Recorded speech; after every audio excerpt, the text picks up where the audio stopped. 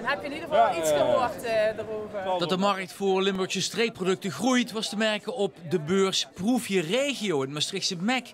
Maar hoe krijg je die peren of eieren van de boer nu bij de mensen thuis? Dat blijft een uitdaging. Wij merken dat veel mensen uit de streek graag bij de boer willen kopen. Maar eigenlijk niet meer de tijd hebben om langs al die boerderijwinkels te gaan. En daarom ontwikkelde Joppe deze nieuwe streek-app, waarop veel lokale Limburgse producten samenkomen. Ja, we zien dat een boerderijwinkel is lokaal, is echt heel lokaal. En de app kunnen we steeds een grotere vlek bereiken, waardoor we de lokale producten steeds meer naar de mensen toe kunnen brengen.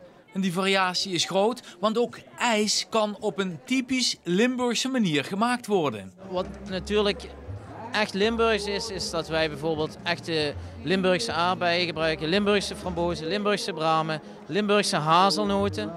En toevallig dat ik vandaag op de beurs nog een andere boer sprak en dat we misschien ook binnenkort eens gaan experimenteren met rabarberijs. Ook in de app Limburgse granen die de pannenkoek voor de kinderen gezonder moeten maken. Ja, normaal in een pannenkoekenmix zit bloemen en suiker, dus eigenlijk niks qua voedingswaarde. En wij dachten van dit kan natuurlijk anders.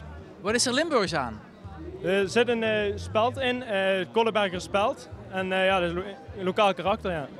En als de producten besteld zijn, kunnen ze op een aantal locaties worden afgehaald. Dat blijft voorlopig de grootste uitdaging in de keten. Maar er is wel een mooie doos. Een paar uur voordat je je spullen kunt gaan ophalen, krijg je een berichtje op de mail en in de app. En dat kun je gaan ophalen en dan krijg je een mooie box waar eigenlijk alles is samengekomen en dan kun je hem gaan afhalen.